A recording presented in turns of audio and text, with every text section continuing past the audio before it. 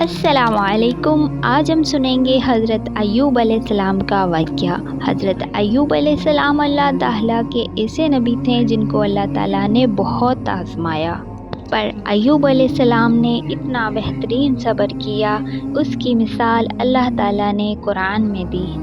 اگر آپ prophet series سننا چاہتے ہیں تو میرے چینل کو سبسکرائب کریں۔ تو شروع کرتے ہیں with the real life story حضرت ایوب علیہ السلام۔ ایوب علیہ السلام بہت زیادہ مالدار تھے۔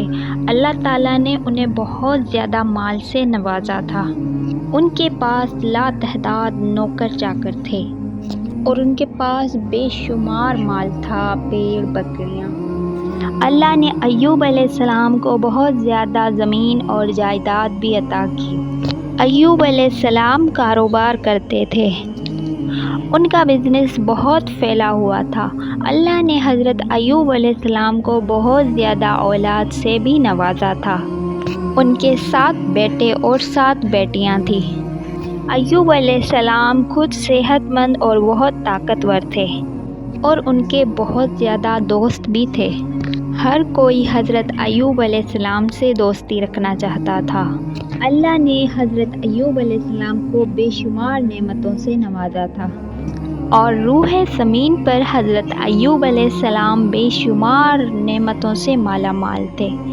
پھر اللہ نے حضرت ایوب علیہ السلام کو آزمانا چاہا تاکہ بعد میں آنے والے لوگوں کے لیے ایوب علیہ السلام صبر کی مثال بن جائیں۔ پھر ایوب علیہ السلام پر آزمائش کا وقت شروع ہو گیا۔ ان کا سارا کاروبار بند ہو گیا، سب مال ختم ہو گیا، یہاں تک کہ ایوب علیہ السلام فقیر ہو گئے۔ ان کے 7 بیٹے اور 7 بیٹیاں ان کے سامنے ہی فوت ہو گئیں۔ جانور اور مویشی بھی ہلاک ہو گئے۔ اس کے ساتھ ساتھ ایوب علیہ السلام سے اس کی صحت بھی چھین لی گئی۔ وہ شدید مرض میں بیمار رہے۔ بیماری اتنی شدید تھی کہ ایوب علیہ السلام چلنے سے بھی معذور ہو گئے۔ ان میں اٹھنے تک کی صلاحیت نہیں بچی تھی، یہاں تک کہ ان کی باڈی کے مسلز کھلنے لگے۔ ایوب علیہ السلام کی آزمائش انتہا کو پہنچی، اتنا کہ ایوب علیہ السلام کے سارے دوست ان کو چھوڑنے لگے۔ انہیں یہ خوف تھا کہ یہ کہیں پھیلنے والی بیماری نہ ہو۔ اس طرح سب دوست اور رشتہ دار ایوب علیہ السلام کا ساتھ چھوڑ گئے۔ ایوب علیہ السلام کی خدمت کے لیے بس ان کی بیوی رہ گئی۔ وہ بہت وفادار بیوی تھی، ایوب علیہ السلام کی خدمت کرتی تھی، انہیں کھلاتی پلاتی تھی اور انہیں نہلاتی بھی تھی۔ پھر نوبت اتنے تک پہنچ گئی کہ سارا گھر کا مال ختم ہو گیا، بھیجنے کے لیے بھی کچھ نہیں بچا تھا۔ پھر ایوب علیہ السلام کی بیوی نے لوگوں کے گھروں میں نوکرانی کا کام شروع کیا تاکہ کچھ کما کر لا سکے اور اپنے شوہر کی دوائی اور خدمت کر سکے۔ ایوب علیہ السلام پر یہ آزمائش 1-2 مہینے نہیں بلکہ پورے 12 سال جاری رہی۔ ایک روایت کے مطابق آزمائش کا یہ عرصہ 18 سال تک تھا۔ ایوب علیہ السلام اتنے لمبے عرصے تک صبر کرتے رہے، سال بسال ایسے ہی گزرتے رہے۔ ایک دن ان کی بیوی نے ان سے عرض کیا، آپ اللہ کے رسول ہیں، اگر آپ اللہ سے دعا کریں تو وہ آپ کی بیماری کو ختم کر دے گا اور آپ کے حالات کو بدل دے گا۔ اور ایوب علیہ السلام نے اپنی بیوی سے فرمایا۔ ان کی بیوی نے جواب دیا، 80 سال۔ یہ سن کر ایوب علیہ السلام نے فرمایا، مجھے اللہ سے شرم آتی ہے کہ جتنا عرصہ خوشحالی میں رہا ابھی اتنا عرصہ بیماری میں نہیں رہا۔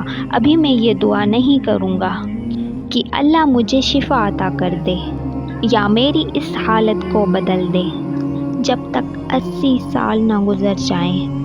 جس طرح میں نے نازوں میں 80 سال گزارے ہیں اسی طرح میں اس بیماری میں 80 سال تک صبر کرتے رہوں گا۔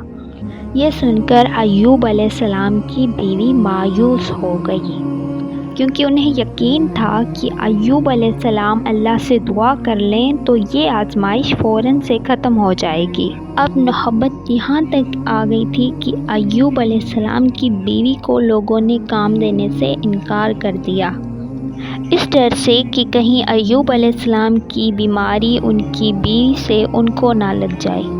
حالات اتنے خراب تھے کہ ایک دن حضرت ایوب علیہ السلام کی بیوی کو اپنے بال کاٹ کر بھیجنے پڑے تاکہ ان کو گھر خرچ کے لیے کچھ پیسے مل جائیں۔ یہ دیکھ کر حضرت ایوب علیہ السلام کو بہت زیادہ تکلیف ہوئی۔ یہ دیکھ کر حضرت ایوب علیہ السلام نے اللہ سے دعا کی، یا اللہ مجھے بیماری لگ گئی ہے اور تو رحم کرنے والوں سے زیادہ رحم کرنے والا ہے، مجھے آزمائش عالیہ ہے اور تو رحم کرنے والوں سے زیادہ رحم الراحمین ہے، میری حالت کو تو ہی بہتر جاننے والا ہے۔ اللہ نے ایوب علیہ السلام کی دعا کو فوراً قبول کر لیا اور ان کی آزمائش ختم کر دی۔ پہلے بھی ایسے کتنے ہی موقع آئے تھے کہ آپ دعا کرتے تو فوراً قبول ہو جاتی، پر ایوب علیہ السلام نے اپنی آزمائش پر صبر کیا۔ اس لیے صبر کی مثال جب بھی دی جاتی ہے تو صبر ایوب کا مثال دیا جاتا ہے۔